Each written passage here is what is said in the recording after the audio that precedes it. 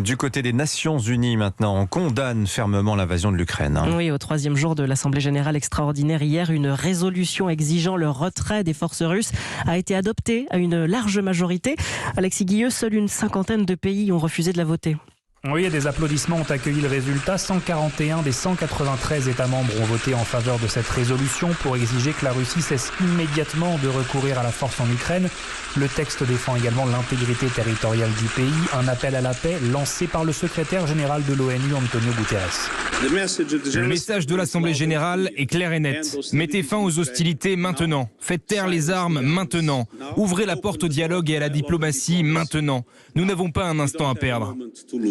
Alors ce texte n'est pas contraignant, mais le symbole est fort, tout comme le message politique de l'isolement de Moscou aux Nations Unies. La Russie est rejointe dans son camp par seulement 4 pays, le Bélarus, la Syrie, l'Érythrée et la Corée du Nord. Ses alliés traditionnels comme la Chine ou l'Iran ont préféré s'abstenir, idem pour de nombreux pays africains plutôt proches de la Russie.